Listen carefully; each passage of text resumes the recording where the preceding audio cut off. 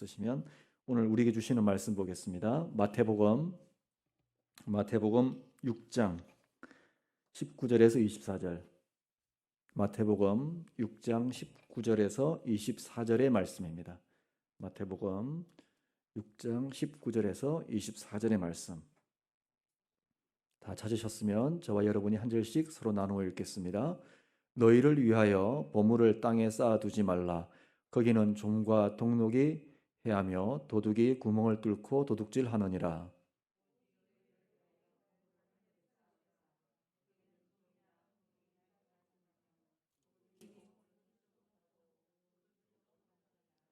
내 보물이 있는 그곳에는 내 마음도 있느니라.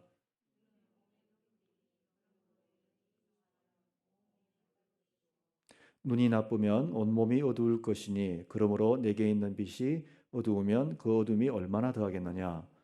한 사람이 두 주인을 섬기지 못할 것이니 혹 이를 미워하고 저를 사랑하고 혹 이를 중히 여기고 저를 경히 여김이라. 너희가 하나님과 재물을 겸하여 섬기지 못하느니라. 아멘. 오늘 돈과 하나님, 당신의 선택은 이라는 제목으로 서로 말씀을 나누기 원합니다.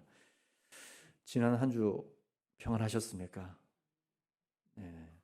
아멘이신 분들도 있고 안 아멘이신 분들도 있고 또 심히 마음이 많이 괴로웠던 분들도 계실 것이고 또 여러 가지 세상사, 교회 일로 인해서 마음이 무거웠던 분들도 계실 것입니다. 그럼에도 불구하고 하나님께서 주시는 평안이 우리 안에 넘쳤으면 좋겠습니다. 요즘 나라가 많이 시끄럽죠, 그죠? 어느 공기업에서 내부 정보를 이용해 가지고 부동산 투기를 하고 부당한 이득을 누렸던 일들이 세상에 알려지면서 나라가 굉장히 시끄러워졌습니다. 사실 그들의 어떤 그 비윤리적인 행동, 투기를 한 사실은 비난받아 마땅하고 또 법적인 처벌을 받는 것이 합당합니다. 근데 실상은 그들만의 문제는 아닙니다.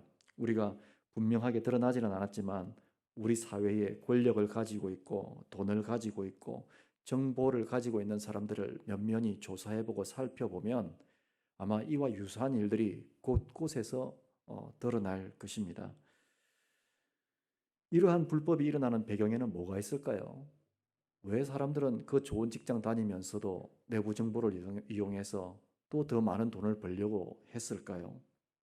또 어떤 사람들은 이 돈을 벌기 위해서라면 사람을 이용하고 또 사람을 돈보다 못하게 여김으로 인해서 다른 사람의 희생을 통해서라도 돈을 벌려고 악을 씁니다. 왜 그런 일들이 일어날까요? 바로 돈을 숭배하는 사상이 우리 사회에 만연해 있기 때문입니다.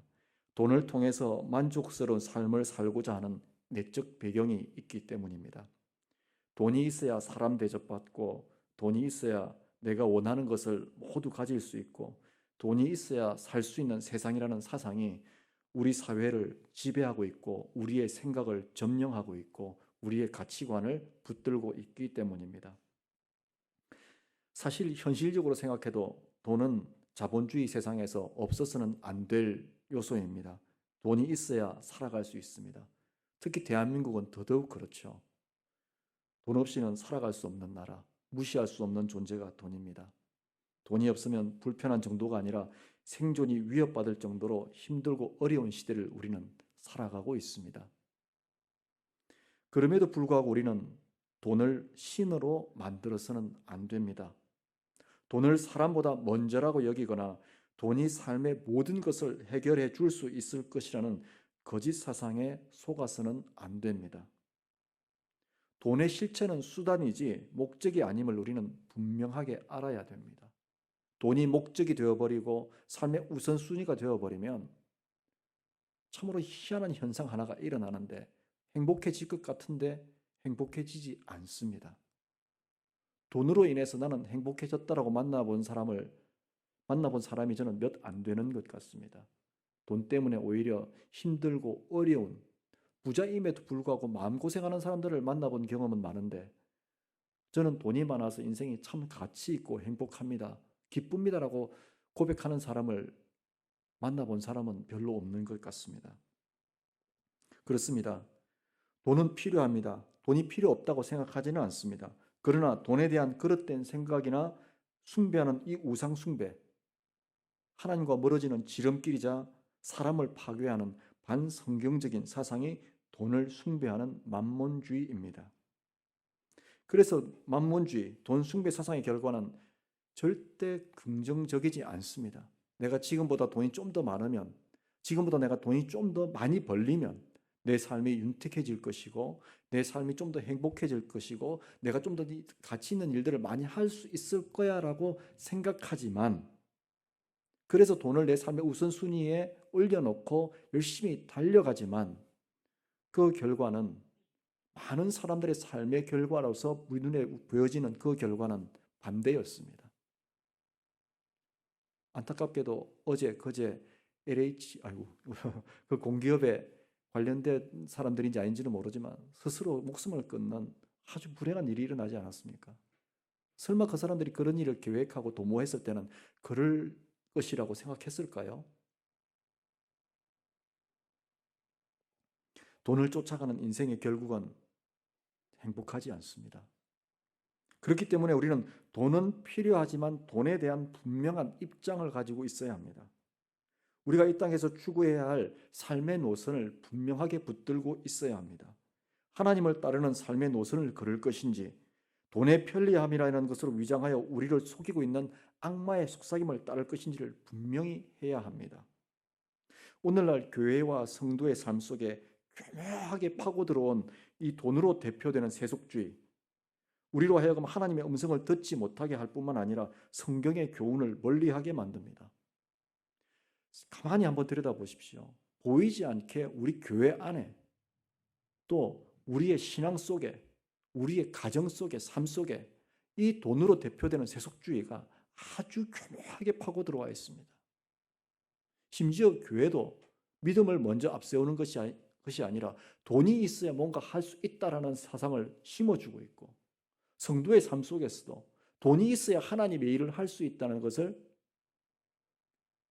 교묘하게 내 속에 들어와 세뇌시키고 있습니다. 근데 성경 어디에도 하나님은 돈으로 교회를 세웠다고 말씀하신 적이 없고, 돈으로 교회를 움직였다고 말씀하신 적이 없고, 성도의 삶 속에서 돈이 우선이라고 말씀하신 적이 없습니다. 주님은 항상 믿음이 먼저라고 말씀하셨고, 하나님의 말씀대로 사는 것이 먼저라고 말씀하셨습니다. 우리는 속지 말아야 합니다. 성경은 이미 경고하셨습니다. 디모데후서 4장 3절과 4절 말씀에 보면, 때가 이르리니 사람이 바른 교훈을 받지 아니하며 귀가 가려워서 자기의 사욕을 따를 스승을 많이 두고 또 그 귀를 진리에서 돌이켜 허탄한 이야기를 따르리라. 무슨 말씀입니까? 사람들이 하나님의 말씀은 멀리하면서 자기 욕심을 채워줄 정보와 이야기에는 귀를 활짝 열어놓았다는 말씀입니다.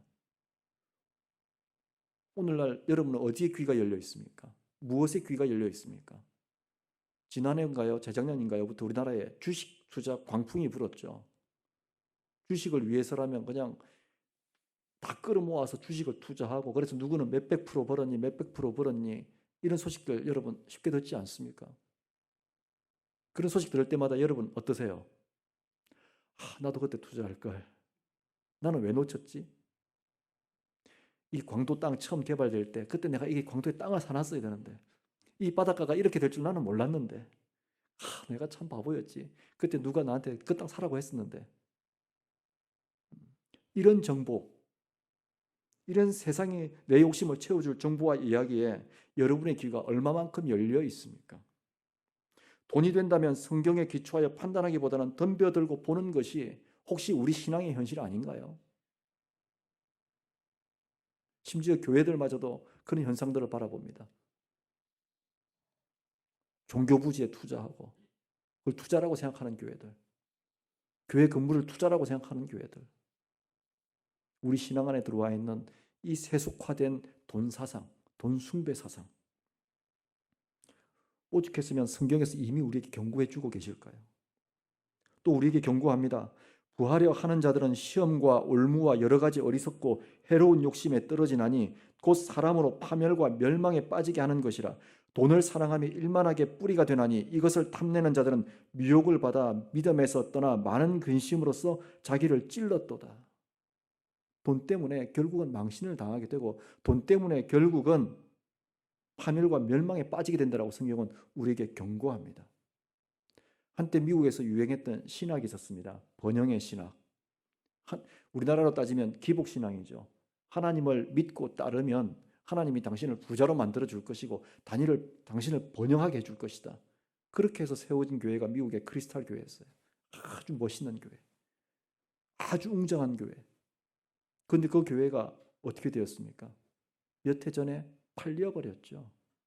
더 이상 교회 건물을 유지할 수가 없어가지고 그 교회 건물이 팔려버렸어요. 돈을 쫓는 신앙의 결국입니다. 만몬을 쫓는 신앙의 결국입니다.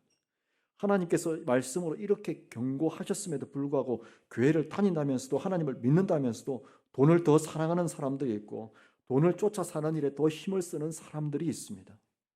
사람보다는 돈에 더 관심을, 자기 만족을 채우는 일에 더 열심인 사람들이 있습니다. 예수님께서는 이야기를 통해서 우리에게 좋은 경고를 하나 주셨어요. 누가복음 16장 9절 이하에 보면 부자 한 사람이 등장합니다. 이 부자는 얼마나 돈이 많았는지 매일 집에서 잔치를 베푸는 거예요. 잔치를 베풀고 먹고 마시는 일에 집중합니다. 그런데 그 집 대문 앞에는 거지가 한 명 살고 있었습니다. 그의 이름은 나사로. 이 거지는 얼마나 가난했던지 상처가 났는데 치료할 돈도 없고 그 상처를 걔가 핥을 정도로 아주 삶의 궁궁에 처해 있었던 사람이고 이 부잣집에서 버리는 음식물 쓰레기로 허기를 채우다 했던 사람이었습니다. 그런데 두 사람 다 죽었습니다. 죽었는데 지옥에 갔어요. 부자는 지옥을 가고 나사로는 천국을 갑니다. 뭐 때문에 여러분 부자가 지옥에 갔는 줄 아십니까? 퀴즈를 한번 내볼까요? 1번 부자였기 때문에, 2번 부동산 투기를 했기 때문에, 3번 나사로를 돌아보지 않았기 때문에. 몇 번이 정답일까요? 역시 공부들을 참 잘하십니다. 3번이 정답이죠. 그가 부자였기 때문에 지옥에 간 것이 아닙니다. 그가 부자였기 때문에 지옥에 간 것이 아니라 자기 문 앞에서 굶주려 죽어가는 나사로를 돌아보지 않았기 때문에 지옥에 간 것입니다. 옛말에 그런 말이 있습니다. 낮술에 취하면 애비도 몰라본다. 여기서 낮술에 취해 보신 분들이 없어서 잘 모르실 거예요. 네, 낮술에 취해 보면 애비도 몰라본다는 말이 있습니다. 돈에 취하고 욕망에 중독이 되면 하나님뿐만 아니라 사람도 눈에 들어오지 않습니다. 이에 대해 책임을 물으시는 분이 하나님이심을 여러분 기억하셔야 돼요. 돈에 미치고 돈에 환장하고 욕심에 취하면요, 사람이 눈에 보이지 않아요. 뭐가 옳고 그른지도 보이지 않아요. 심지어 하나님도 눈에 보이지 않습니다. 그런데요, 당장은 그런 사람들이 잘 되는 것처럼 보이고 당장은 그런 사람들이 형통한 것처럼 보이지만 반드시 하나님은 하나님의 때에 그들을 심판하십니다. 하나님 무서운 줄 알아야 돼요. 하나님 두려운 줄 알아야 됩니다. 그러므로 우리는 앞서 말씀드린 것처럼 돈에 대해서만큼은 분명한 성경적인 입장을 가지고 있어야 합니다. 어떤 경우에도 돈이 목적이 아닌 삶을 위한 필요 수단이라고 볼 수 있어야 됩니다. 우리 한번 따라해 볼까요? 돈은 목적이 아니라 필요 수단이다. 돈보다는 사람을 귀하게 여기는 마음을 가지고 있어야 됩니다. 성경은 말씀합니다. 우리가 세상에 아무것도 가지고 온 것이 없음에 또한 아무것도 가지고 가지 못하리니 우리가 먹을 것과 입을 것이 있은즉 족한 줄로 알 것이니라. 아멘. 얼마 전에 우리나라 최고 돈 많은 분이 돌아가셨잖아, 그죠? 근데 돌아가실 때 보니까 뭐 하나도 안 가지고 가시더라고요. 그 많은 기업, 그 많은 회사, 그 많은 돈 가지고 가는 거 없죠. 맞습니다. 성경 말씀이 정확합니다. 아무것도 가지고 온 것이 없으면 아무것도 가지고 가지 못한다. 오늘 먹고 입을 것이 있으면 그것으로 족한 줄 아는 주님의 말씀이 정답입니다. 스스로 만족하는 마음, 감사하는 마음, 은혜의식, 이것이 우리에게 꼭 필요한, 이 땅을 살아가면서 꼭 필요한 의식이죠. 생각이죠. 분에 넘치는 것을 경계하라는 주님의 말씀을 우리는 가슴에 품고 있어야 합니다. 그렇다면 어떻게 해야 재물을 쫓지 않는 삶, 돈을 쫓아가지 않는 삶을 살 수 있을까요? 제가 이렇게 앞에서 설교하지만 또 여러분 속으로는 이렇게 생각하시죠. 아유, 목사님이 현실을 몰라.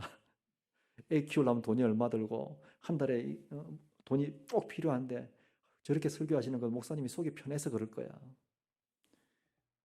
그렇지 않습니다. 저도 속 안 편합니다. 저도 돈이 필요하고 저도 가족을 부양하기 위해서는 일을 해야 되고 돈 꼭 필요합니다. 없이는 못 삽니다. 그런데 분명한 것은 다시 한번 말씀드리지만 돈에 대한 성경적 가치관을 우리가 가지고 있어야 되고 돈을 어떻게 우리가 관리할 것이며 돈이라는 것을 어떻게 우리가 바라볼 것인지에 대한 분명한 성경적인 입장을 가지고 있어야 우리가 돈의 노예도 되지 않을 뿐만 아니라 돈 때문에 사람을 잃는 어리석음도 범하지 않을 뿐만 아니라 하나님을 끝까지 놓치지 않고 바라볼 수가 있습니다. 오늘 그 비결을 성경에서 우리에게 가르쳐주고 있습니다. 우리 다 함께 19절 20절 말씀 다시 한번 읽겠습니다. 19절 20절 시작. 너희를 위하여 보물을 땅에 쌓아두지 말라. 거기는 좀과 덕록이 하며 도둑이 구멍을 뚫고 도둑질하느니라. 오직 너희를 위하여 보물을 하늘에 쌓아두라. 거기는 좀이나 덕록이 해하지 못하며 도둑이 구멍을 뚫지도 못하고 도둑질도 못하느니라. 아멘. 자, 오늘 성경 말씀에서 보물을 어디에 쌓아두라고 말씀합니까? 하늘나라에. 그러면 하늘나라에 쌓아둔다는 말, 여러분 맞는 말일까요? 틀린 말일까요? 맞는 말씀인가요? 네, 우리 집사님 현실 감각이 없으세요. 여담입니다. 하늘나라 하나님은 금융업을 안 하시기 때문에 하나님은 은행을 안 하시기 때문에 돈을 쌓아둘 수 없어요. 재물을 쌓아둘 수 없어요. 그런 측면에서 보면 틀린 말이죠. 그런데 맞는 말씀이세요. 우리 집사님 말씀이 맞는 말씀이세요. 쌓아둘 수 있어요. 비결이 있습니다. 돈과 재물을 하나님께서 보시기에 하나님 목적에 맞게 사용하면 그것이 하늘나라에 쌓아둔 것이기 때문에 그렇습니다. 세상의 논리와 반대되는 개념이죠. 세상의 개념은 어떻습니까? 돈이 생기면 생기는 대로 주식에도 투자하고 땅에도 투자하고 금고에도 넣어두고 쌓아야 되는데 하나님께서 말씀하시는 하늘나라에 쌓아두는 방법은 하나님께서 주신 재물, 하나님께서 벌게 하신 그 재물을 가지고 하나님의 목적에 맞게 사용하면 하나님께서 그것을 하늘나라에 그대로 쌓아두신다는 말씀입니다. 이 이야기는 돈을 벌게 하는 목적이 있다는 얘기예요. 또 그것을 써야 될 목적이 있다는 이야기입니다. 그 목적에 맞게 벌고 쓰면 하나님께서 하나님 나라에서 기록해 두신다는 이야기입니다. 쌓아 두신다는 말씀입니다. 그런데 반대로 어떻습니까? 이 땅에 쌓아두면 그것이 사라진다라고 말씀합니다. 그래서 돈이란 우리가 먼저 성경적 가치관으로서 돈에 대한 입장을 정리할 때 첫 번째로 돈이란 하나님의 목적에 맞게 사용되어야 할 수단이라는 것입니다. 하나님의 목적에 맞게 사용되어야 할 수단. 그렇기 때문에 돈을 버는 입장에 있어서도 정직하게 벌어야 합니다. 이거 우리가 유념해야 돼요. 돈을 벌 때 정직하게 벌고 돈을 쓰되 하나님의 목적에 맞게 쓸 수 있어야 한다는 사실입니다. 내가 돈만 많이 벌면 하나님 기뻐하실까요? 수단 방법 안 가리고 내가 사기치고 도둑질하고 거짓말해서 돈을 많이 벌면 하나님 기뻐하실까요? 좋아하실까요? 그렇게 불이하게 번 돈을 하나님 기뻐하시고 좋아하실까요? 그렇게 불이한 돈으로 교회를 세우고 예배당을 지으면 하나님 좋아하실까요? 그런 이야기를 듣고 볼 때마다 저는 이사야서 말씀이 생각납니다. 토해버리고 싶다. 내 성전을 밟는 너희의 발이 나는 너무 역겹다. 우리가 돈을 쓰는 것도 중요하지만 정직하게 버는 것도 너무너무 중요합니다. 그래서 오늘 19절 20절 말씀은 그 말씀이에요. 돈을 정직하게 벌고 하나님 목적에 맞게 사용할 줄 아는 성도, 그걸 하나님께서 기뻐하신다는 이야기입니다. 반면에 하나님의 목적이 아닌 우리 자신만을 위한 만족을 위해서 돈을 따라가면 그냥 썩어 없어질 것을 위한 수고에 지나지 않습니다. 그래서 성경은 썩을 양식을 위하여 일하지 말고 영생하도록 있는 양식을 위하여 일하라고 말씀하시는 겁니다. 오늘 19절의 말씀에서 또 우리 자신을 위하여 보물을 땅에 쌓아두면 없어지고 도둑질 당한다고 말씀합니다. 신기루처럼 사라지는 것이 돈이요 재물이라고 말씀합니다. 그러므로 돈 벌고 재물을 가지되 목적의식이 있어야 합니다. 목적의식이 있어야 합니다. 하나님의 목적, 성경적인 경제관을 가지고 경제활동을 해야 합니다. 그렇지 않으면 헛되게 사라져버리는 것이 세상의 이치입니다. 그렇기 때문에 세상에서 가장 안전한 투자는요, 주식 투자도 아닙니다. 부동산 투자도 아닙니다. 상가 투자도 아닙니다. 하나님의 목적을 따라 일하고 투자하는 것입니다. 하나님의 목적을 따라서. 어쩌면 이 땅에서는 좀 어리석어 보이고 미련해 보일지도 모릅니다. 시대의 흐름을 쫓아 돈을 따라가는 것이 아니기 때문에 성경적인 가치관을 따라 일하고 감사하게 사는 그런 청교도적인 삶을 추구하는 것이기 때문에 세상의 논리와는 반대로 보입니다. 지난주에 제가 인천에 있었는데 인천에서 이제 제가 인천에 있다는 소식을 듣고 제 친구가 인천까지 왔어요. 서울에 있는 친구가. 근데 그 친구가 저한테 이런 말을 하는 겁니다. 강 목사, 왜? 언제까지 그렇게 살래? 언제까지 그렇게 살래? 왜? 그랬더니 친구가 하는 말이 이제 좀 적당히 너도 세상에 좀 타협해서 살지. 내 주변에 다른 목사들은 보니까 적당히 타협해서 잘 살던데 좀 적당히 타협해서 살지.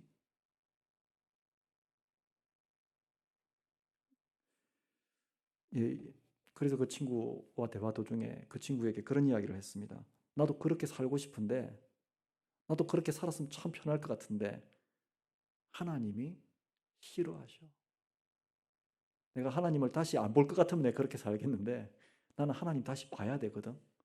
그게 힘들어라고 이야기를 했었습니다. 여러분 그렇습니다. 우리가 무엇 때문에 청교도적인 삶을 추구해야 될까요? 우리가 마지막 날에 우리가 반드시 기억해야 할 것, 우리가 죽을 때까지 기억해야 할 것, 하나님 얼굴 다시 본다는 겁니다. 하나님 얼굴 다시 안 볼 것 같으면 그냥 우리도 좀 그죠? 우리도 적당히 살죠. 그런데 마지막에 하나님을 볼 것인데 우리가 다시 만날 하나님은 우리 삶에 대해서 반드시 책임을 물으시는 분이시기 때문에 우리가 그렇게 살 수 없는 것입니다. 그래서 우리는 세 가지 요소를 가지고 살아야 됩니다. 청교도적인 삶의 세 가지 요소. 여러분 혹시 기억하시나요? 우리 중고등학교 다닐 때 윤리 시간에 배웠는데 세 가지 기억하시나요? 첫 번째는 순종의 삶입니다. 하나님 말씀을 쫓아가는 순종의 삶. 그리고 두 번째는 절제하는 삶입니다. 자신의 탐욕과 욕망을 따라 살기보다는 절제하는 삶. 이것을 금약이라고 하기도 하죠. 전략하고 아껴 쓰는 금약의 삶. 그리고 세 번째가 돈과 재물에 욕심을 두지 않는 청빈의 삶입니다. 불의한 방법으로 부자가 되기를 꿈꾸기보다는 차라리 깨끗한 가난을 선택하는 삶. 이게 성도다운 삶입니다. 이게 성도다운 삶. 그리스도인이라 하면 어떤 삶이어야 하는가? 하나님 말씀에 순종하고 전략하고 아껴 쓸 줄 아는 검약의 정신이 있고 그 다음에 돈과 재물에 욕심을 두지 않는 청빈의 삶. 사실 이 세 가지가 우리 기독교인의 삶의 모토입니다. 삶의 모습입니다. 어떻게 해야 이런 삶을 살 수 있을까요? 순종과 검약과 청빈의 삶을 살 수 있을까요? 21절에서 23절의 말씀 다시 한번 읽습니다. 21절부터 23절의 말씀 시작. 내 보물이 있는 그곳에는 내 마음도 있느니라. 눈은 몸의 등불이니 그러므로 내 눈이 성하면 온몸이 밝을 것이요 눈이 나쁘면 온몸이 어두울 것이니 그러므로 내게 있는 빛이 어두우면 그 어둠이 얼마나 더하겠느냐. 아멘. 오늘 21절과 23절의 말씀에서는 우리가 건강한 재물관, 건강한 돈에 대한 개념을 가지려면 성경은 뭐라고 말씀하시냐면 건강한 마음과 건강한 관점이 있어야 한다고 말씀합니다. 생각하는 대로 보인다는 말이 있죠. 이 말은 내 마음에 무엇을 두었느냐에 따라 관점이 만들어지고 그 만들어진 관점을 가지고 보고 싶은 것은 보고 보고 싶지 않은 것은 보지 않는다는 말입니다. 또한 눈으로 보는 것이 생각에 영향을 미칩니다. 즉 보는 것을 통해 생각과 가치관이 만들어진다는 이야기입니다. 다시 말해서 내가 무엇을 생각하느냐에 따라서 내 인생의 가치관이 만들어진다는 이야기예요. 여러분 지난 일주일 동안 어떤 생각을 제일 많이 하셨습니까? 무엇을 가장 많이 바라보셨습니까? 예전에 제가 알던 분이 그런 이야기를 하시더라고요. 직장에 출근하면 직장 동료들이 아침부터 퇴근할 때까지 틈만 나면 부동산 이야기를 한대요. 흔히 말하는 갭 투자 이런 것들 뭐 저는 잘 모르겠지만은 뭐 아파트를 어떻게 뭐 이렇게 적은 돈에 사가지고 은행 대출 받아서 뭐 이렇게 하는 그런 방법이 있나 봐요. 그거를 직장인들이 모이면 다 그 얘기를 한대요. 근데 본인은 그런 쪽에 전혀 관심이 없었는데 본인은 전혀 관심이 없다라고 생각했는데 매일 듣고 보는 게 그거였는데 어느 날 본인이 서점에 가니까 그런 책들을 뒤져보고 있더랍니다. 자기도 모르게. 자기도 모르게 서점에 가서 재테크 책을 보고 있더래요. 그러면서 저한테 하는 이야기가 자기가 깜짝 놀랐대요. 자기는 관심이 없다라고 생각했는데 서점에 가니까 그런 책들을 보고 있는 자신을 보고 깜짝 놀랐다는 겁니다. 그러면서 그때 그분이 하는 말이 그 책을 내려놓고 자기가 보고 듣는 것이 참 무섭다라는 생각을 했대요. 자기는 그냥 정직하다기보다는 그런 데 관심 없이 사는 게 좋은데 자기도 모르게 그런 사상이 자기 안에서 만들어지고 있더라는 겁니다. 이처럼 마음과 생각, 보는 눈은 서로 연결되어 있습니다.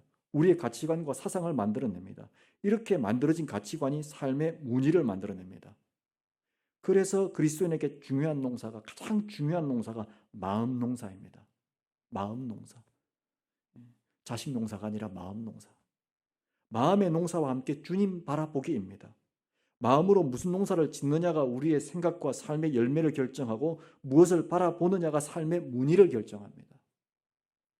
우리가 매일 말씀을 묵상해야 하는 이유, 매일 우리가 끊임없이 말씀을 통해서 내 마음의 밭을 갈아엎고 말씀의 씨앗을 심어야 하는 이유, 바로 여기에 있습니다.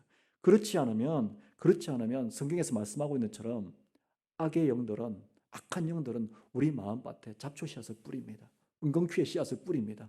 하나님의 말씀의 씨앗이 자라지 못하도록, 세상에 관심을 돌리도록, 우리 눈이 세상을 바라보도록 우리를 그렇게 교묘하게 속이는 것이 어둠의 영들입니다. 마음으로 헛된 사치와 낭비를 꿈꾸고 어떻게든 수단 방법을 가리지 않고 부자가 되는 꿈을 꾸며 하나님 말씀보다는 세상에서 돈을 버는 상식과 지식에 더 많은 열정을 쏟아부으면 이 땅에서는 잠깐 누리며 살지는 모르겠지만 하나님과는 분명히 멀어집니다. 그래서 결국 우리에게 남는 게 뭘까요? 허무감이죠. 무작정 죽음을 향해 달려가는 헛된 인생으로 전락하게 되는 것입니다. 그러므로 우리는 하나님의 말씀으로 마음의 농사를 잘 지어야 합니다. 이제 봄이죠.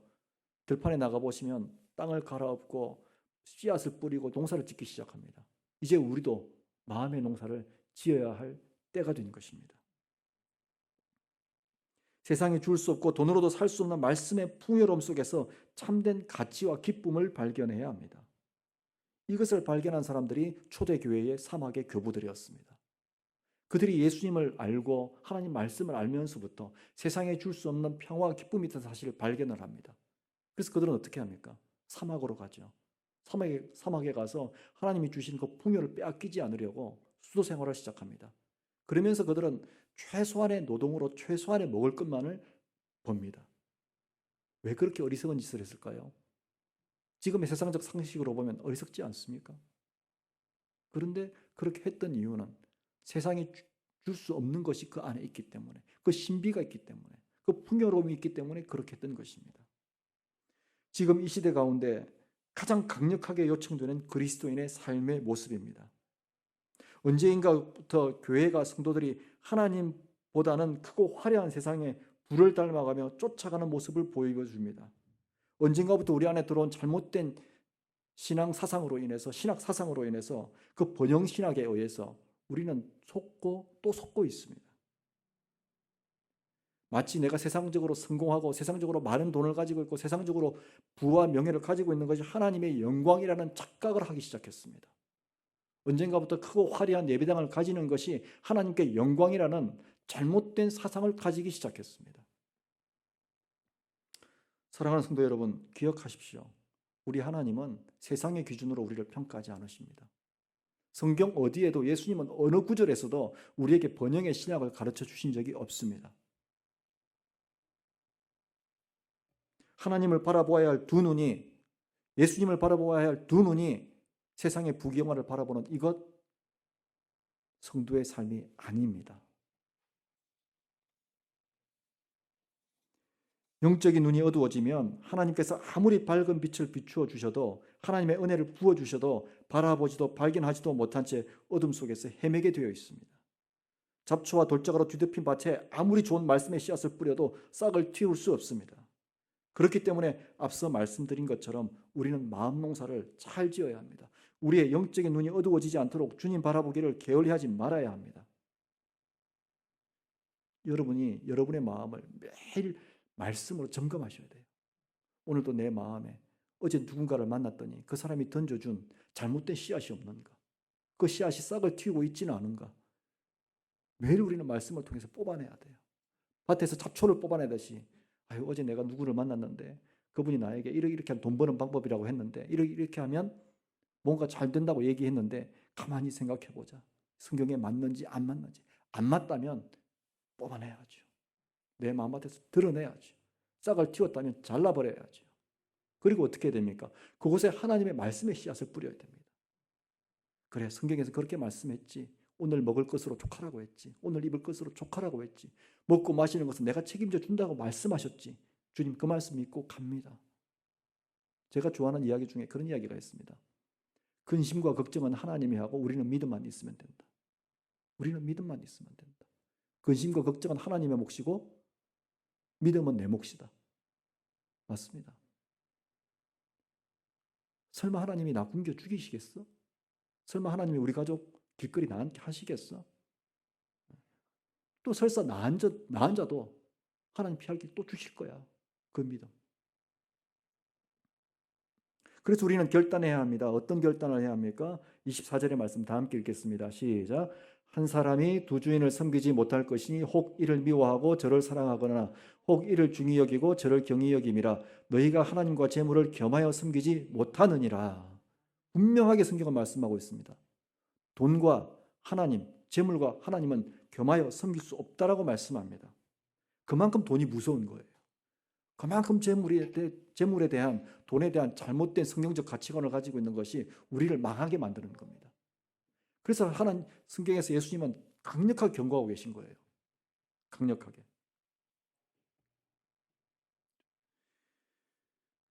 그리스도인은 돈과 재물을 목적으로 일하고 수고하는 사람들이 아닙니다. 그리스도인은 하나님을 섬기기 위해 일하고 수고하며 이를 통해 세상을 통해 하나님의 사랑을 실천하는 사람들입니다. 그런데 우리가 그런 사람들인데 물질의 유혹을 이기지 못하면 어떤 결과가 나타날까요? 창세기 3장에 보면 최초의 물질로 인한 시험 사건이 발생하죠. 뭐였습니까? 뱀이 와가지고 하와를 유혹하는 거예요. 하와야, 저거 봐라. 저 열매 한번 봐봐라. 어떠냐? 얼마나 먹음직스럽고 얼마나 탐스럽고 얼마나 화려하냐. 아마 오늘날 만약에 뱀이 하와를 유혹했다면 거기다가 돈을 매달아 놓고 있을 것 같아요. 야, 저것만 있으면 모자랄 게 없다. 저것만 탁 따면 저거는 마르지 않는 돈줄이야, 돈줄. 저것만 있으면 너 뭐든지 할 수 있어. 너 가지지 않을래? 그랬을 때 하와가 따고 나서부터 무슨 일이 생겼습니까? 하나님과의 관계가 깨졌습니다. 남편인 아담하고의 관계도 깨지기 시작했습니다. 그 결과 자기의 두 자녀 가인과 아벨의 관계도 깨져버렸습니다. 그리고 나서 폭력이 지배하는 세상이 만들어졌습니다. 벌써 하나님은 이 사실을 알고 있기 때문에 예수님께서의 입술을 통해서 우리에게 재물과 하나님을 겸하여 섬길 수 없다라고 말씀하시는 겁니다. 사랑하는 성도 여러분, 그러므로 그리스도인은 불의한 재물에 대한 욕심을 갖지 않아야 하며 불의한 방법으로 돈 버는 일을 불신앙으로 여겨야 됩니다. 불의한 방법으로 돈 버는 일도 불신앙이요. 불의한 방법으로 돈을 쓰는 것도 불신앙입니다. 믿음이 없는 거예요. 이 땅을 딛고 사는 동안 우리는 돈 없이 살 수는 없습니다. 그러나 돈의 노예가 되어 돈을 섬기지는 말아야 합니다. 돈을 사람보다 하나님보다 삶의 우선순위에 두는 어리석은 그리스도인이 되어서는 안 됩니다. 우리는 이 땅에서 잠깐 누리고 마는 인생이 아니라 하나님의 집에서 영원히 살 인생임을 기억해야 합니다. 시편 23편에서 다윗은 고백합니다. 내 평생의 선하심과 인자하심이 반드시 나를 따르리니 내가 여호와의 집에 영원히 살리로다. 여러분 어디에 살고 싶으십니까? 이 땅에서 60평, 80평 아파트에 살고 싶으십니까? 아니면 하늘나라에서 하나님과 누리며 살고 싶으십니까? 물론 이 땅에서 좋은 아파트, 좋은 집에 살면 좋습니다. 나쁘지는 않습니다. 그러나 중요한 것은 비록 이 땅에서 내가 조금은 어렵고 힘들지라도 하나님 앞에서 정직함으로 살고 그리고 마지막에 누릴 그 나라를 바라볼 수 있어야 합니다. 이 다윗의 신앙 고백이 저와 여러분의 진짜 신앙 고백이 되었으면 좋겠습니다. 그러려면 우리는 선택해야 됩니다.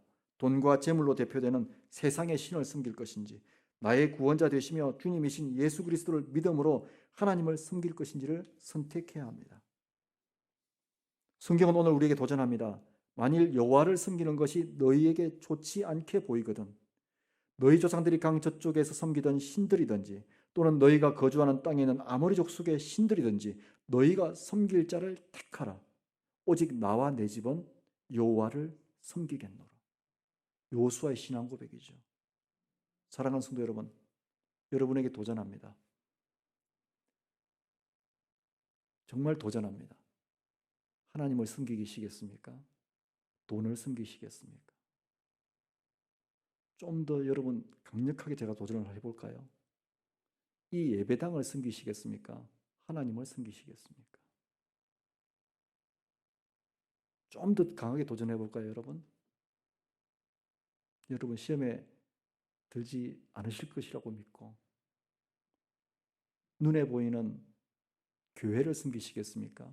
눈에 보이지 않는 하나님을 섬기시겠습니까? 비록 우리가 가진 것이 없고 아무것도 없다 할지라도, 지금은 내가 아무것도 없다 할지라도, 비록 세상 사람들이 보기에는 다 이런 것처럼 보인다 할지라도 오늘 택하라. 오직 나와 내 집은 여호와를 섬기겠노라 고백한 이 여호수아의 고백이 우리 선한 목자 교회의 신앙 고백, 여러분의 신앙 고백이 되시기를 주님의 이름으로 축원합니다. 기도하겠습니다. 하나님 아버지, 고맙고 감사합니다. 세상은 자꾸만 저희들을 향해서 유혹합니다. 하나님이 아닌 세상을 섬기라고, 하나님이 아닌 돈을 섬기라고 도전합니다. 또 만몬주의가 우리 안에 들어와 우리를 뒤흔들고 있습니다. 하나님, 그럼에도 불구하고 저희는 세상과 하나님, 재물과 하나님, 돈과 하나님을 겸하여 섬길 수 없음을 고백합니다. 우리의 구원자 되시고 생명 되신 오직 예수님만을 섬기고 따라가며 살기를 원합니다. 우리를 그 길로 인도하여 주시옵소서. 오직 예수님만 바라보게 하여 주시고 하나님께서 원하시는 그 길만 걸어가는 우리가 되게 하여 주옵소서. 오직 나와 내 집은 여호와를 섬기겠노라 한 이 고백이 우리의 신앙 고백, 교회의 신앙 고백이 되게 하여 주시옵소서. 감사드리며 예수님의 이름으로 기도합니다. 아멘.